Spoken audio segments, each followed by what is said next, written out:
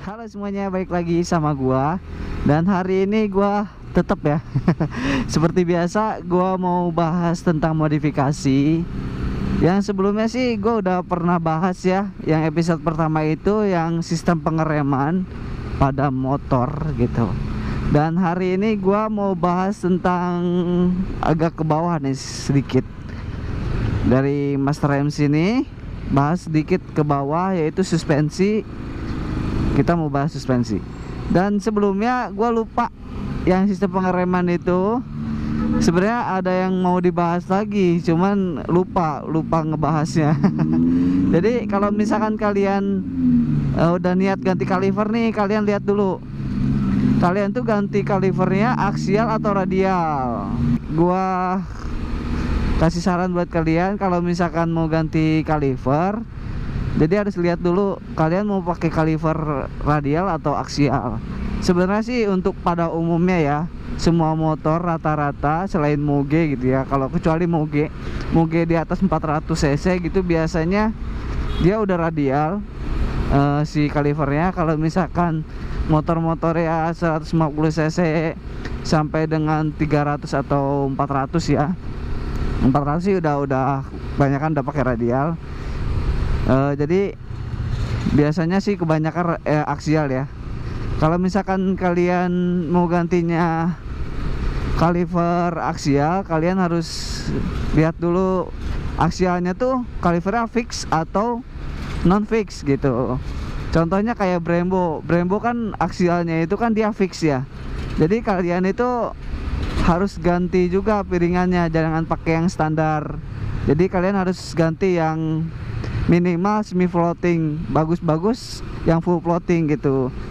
Jadi kalau misalkan piringannya semi floating, yaitu agak bergerak sedikit, ada pernya, ada springnya. Tapi kalau misalkan kalian ganti piringan cakramnya yang full floating, itu benar-benar bebas bergerak dia.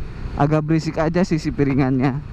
Karena kenapa harus ganti piringan floating atau semi floating ya? Karena kalau misalkan kaliper kalian aksialnya itu fix, dia nggak bisa bergerak. Jadi salah satunya harus mengalah, entah itu si piringannya yang ngalah atau si aksialnya ini, yang si kalipernya ini yang mengalah.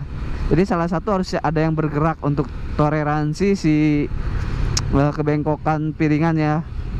Biasanya kalau misalkan kalian pakai kaliper aksial fix terus pakai piringannya standar, nggak floating gitu, itu biasanya pengeremannya bergetar. Jadi si piringan tuh kan pasti kelamaan agak bengkok, cuman kita nggak bisa lihat. Itu dia yang toleransi itu biasanya aksial yang non fix, yang bisa bergerak. Jadi bikin toleransi gitu sama si piringannya. Dan kalau misalkan kalian pakai yang aksialnya non fix, itu kalian boleh pakai piringan standar, cuman ngikutin bracketnya aja sih. Nah itulah gua kemarin lupa bahasnya. Jadi sekarang tuh gua mau bahas tentang suspensi nih. Suspensi gue sih agak kurang paham banyak ya tentang suspensi. Tapi kalau suspensi ini bener-bener apa ya, berperan penting banget buat motor. Semua di motor sih penting, cuman kalau misalkan si suspensi ini berperan penting bagi handling. Jadi kenyamanan motor. Kalau kemarin kan sistem pengereman itu harus high performance, itu kan dia tuh harus benar-benar apa ya, build quality-nya tuh bagus, benar-benar high performance gitu, karena itu benar-benar menentukan si motor itu bisa berhenti atau enggak gitu. Benar-benar profesional atau enggak gitu motornya, gila. Jadi untuk suspensi ya, selebihnya sih gue mau bahas tentang kenyamanannya aja sih. Sebenarnya kalau suspensi, kalau kalian pakai standar pun, yang originalnya pun ya nggak masalah sih kalau misalnya memang buat harian ya. Tapi ada sebagian orang yang benar-benar ya perfeksionis lah tentang kendaraan motornya ya, apalagi yang benar-benar fashionnya di motor gitu. Mereka pasti ganti, semua part ganti demi kenyamanan, demi ke apa namanya, kenyamanan berkendara lah, pokoknya enjoy the ride lah pokoknya. Nah mereka tuh pasti semuanya diganti yang terbaik, yang the best, pokoknya yang wah pokoknya yang bagus banget. Kalau emang dia bener-bener passionnya di motor banget ya, bener-bener nikmatin motornya sedikit demi sedikit, itu pasti dia itu semuanya ganti part yang terbaik untuk motornya, anjay. Ya jadi sih menurut gua kalau suspensi nggak seharusnya diganti sih kalau masih bagus ya. Tapi kalau misalnya emang peruntukannya untuk kenyamanan, emang kalian makainya itu apa ya, bener-bener pengen nikmatin lah gitu, kalian boleh ganti lah gitu. Jadi kalau sistem si suspensi ini ada beberapa sih ya. Kalau misalkan yang depan, khususnya yang depan, dia ada dua, teleskopik sama upside down sebenarnya. Ada dua. Itu tuh untuk ininya ya, untuk si rasa sama tampilan tuh beda, anjay. Kita ngomongin dari tampilan dulu ya. Kalau tampilan shock depan upside down itu bener-bener racing look banget anjir, beneran parah. Apalagi di si upside downnya itu warnanya itu warna gold, itu bener-bener racing banget ya, lens banget gitu ya. Jadi kalau misalkan untuk teleskopik mungkin yang standar sih, tapi banyak juga sih yang part upgrade-annya yang udah aftermarket tapi teleskopik tuh banyak juga. Cuman kalau kata gua sih, kalau kalian emang ganti suspensi terus gantinya tuh teleskopik lagi, ya buat apa sih sebenarnya? Tapi itu balik lagi sih ke selera. Mungkin kalau gua ya, kalau gua lebih ke ini sih, kalau misalkan gua mau ganti teleskopik, mending gak usah, mendingan gua ganti springnya aja dalamnya biasanya ya, kalau ada yang bisa gitu. Terus di setting lagi di si daerah covidnya itu kan ada shock tuh, itu kan bisa dibuka ya, di situ bisa di adjust lah ya, beli setelannya, mungkin modif itu aja sih. Terus kalau misalkan upside down itu kan emang dia diperuntukkan untuk racing ya, untuk racing, untuk balap sebenarnya, tapi nggak khusus buat balap juga. Karena kan sekarang jalan di Indonesia ya, terutama di Indonesia ya, bener-bener jalannya itu nggak mulus-mulus banget gitu. Jadi banyak lah kayak gelombangnya, apalagi daerah Bogor nih gua, itu banyak banget gelombangnya. Jadi kalau misalkan pakai upside down kayaknya ya lebih enak sih, lebih stabil gitu untuk belok gitu. Nah kalau misalkan kenapa banyak yang motor balap itu pakai upside down, karena dia itu stabil untuk beloknya, stabil banget, asli parah. Wow, stabil banget untuk beloknya. Dan kalau teleskopik biasanya dipakai buat harian sih, kayak gua kayak gini, dipakai di perkotaan juga ya enak, karena dia tuh shocknya itu feelnya tuh empuk sih kalau teleskopik.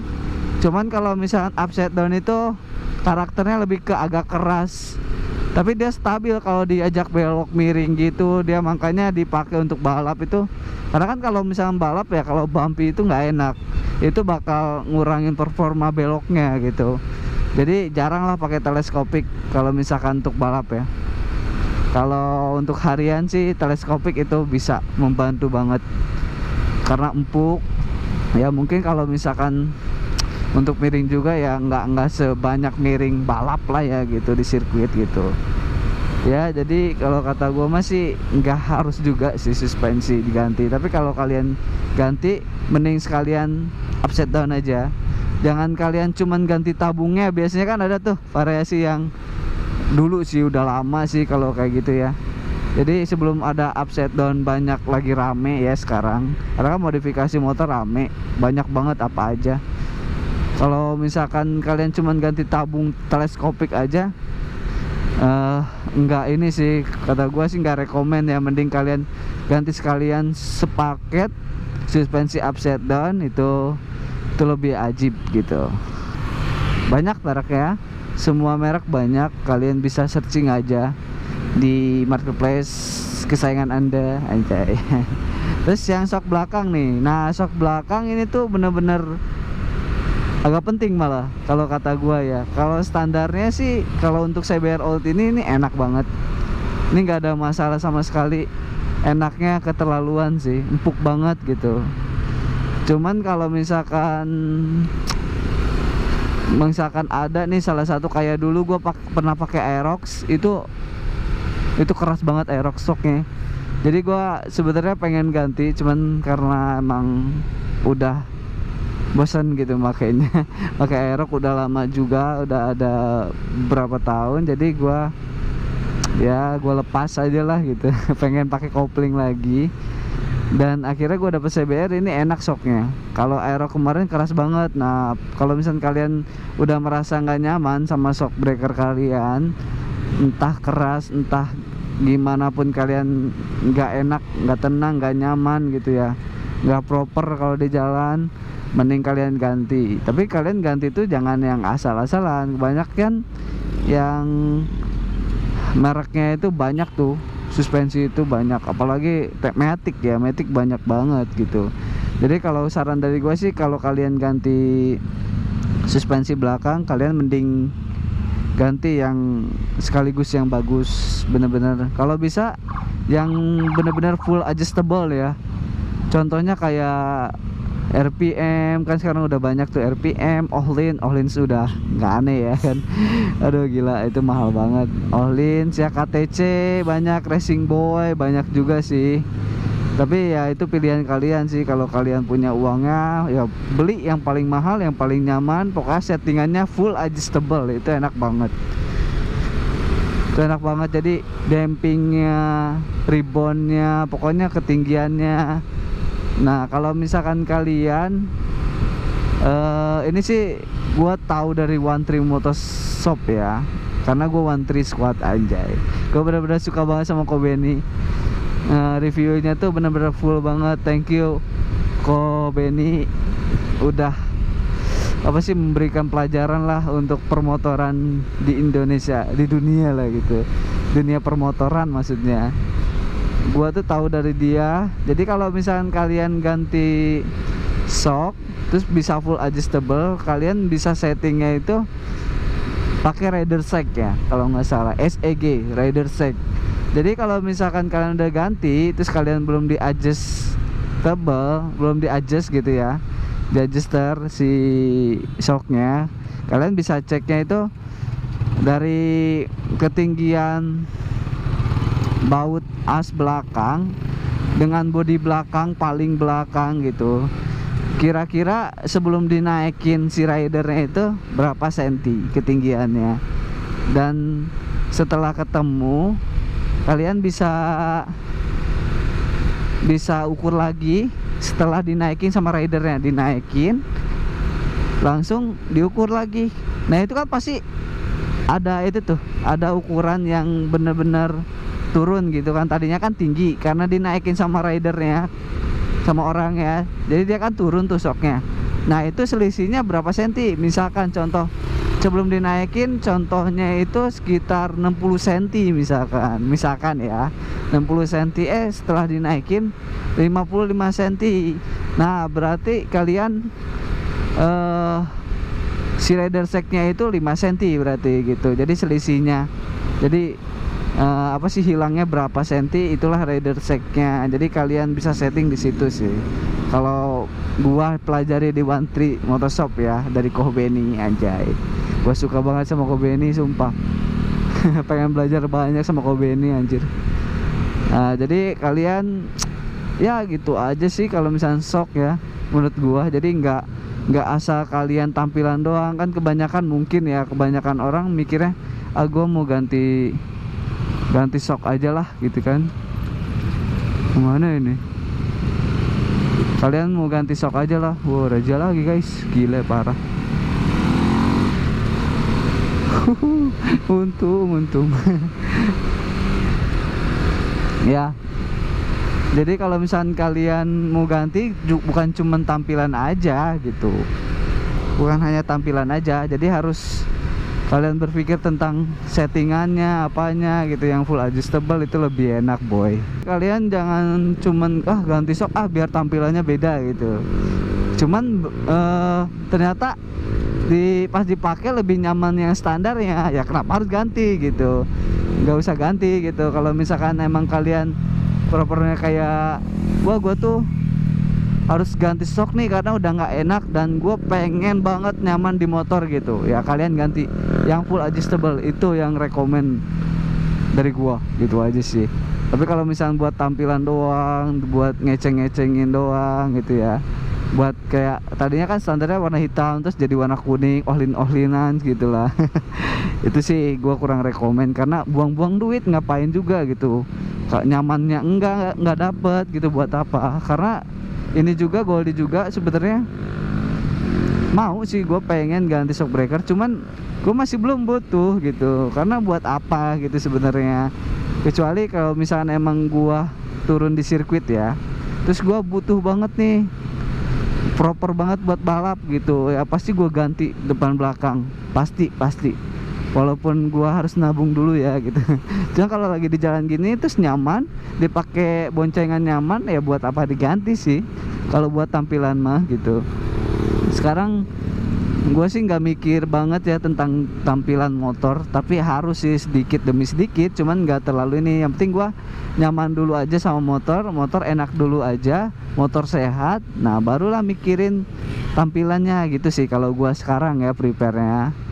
Nah jadi buat kalian pokoknya kalau misalnya mau ganti shock, mau ganti sistem pengereman, bolehlah gitu, dipikirkan dulu apa-apanya, jangan langsung eksekusi gitu. Dan tiba-tiba nggak cocok atau nggak pas atau perlu ubahan gitu kan, buang-buang uang gitu, sayang banget ya. Jadi kalau misalnya kalian mau ganti apa-apa bolehlah, kalau misalnya emang mau sharing gitu kan. Karena gua juga sih emang nggak terlalu nggak terlalu tahu lah tentang modifikasi motor. Cuman ya inilah dari pengetahuan gua tentang pelajaran dari One Tree, dan yang gua tahu gitu, yang gua selama ini di permotoran tahu tuh kayak begitu. Jadi bolehlah kita sharing, bisa sharing, siap. Nanti komen aja di bawah, tenang aja, gue pasti jawab insyaallah gitu kan. Jadi ya videonya seperti itu aja. Jadi jangan lupa like, comment, share, and subscribe nya. Yang penting sih kalian komen di video ini biar kita sharing, seru-seru sharing. Gue paling seneng sharing-sharing sama kalian gitu. Jadi terbuka lah gitu, apa sih namanya, terbuka tentang obrolan tentang modifikasi itu. Oh apa sih yang gua nggak tahu gitu, karena kan gua aja masih belajar gitu ya. Ya jadi kalian jangan lupa like, comment, share, and subscribe nya. Dan gua Lance Marlan, see you on the next video, bye bye.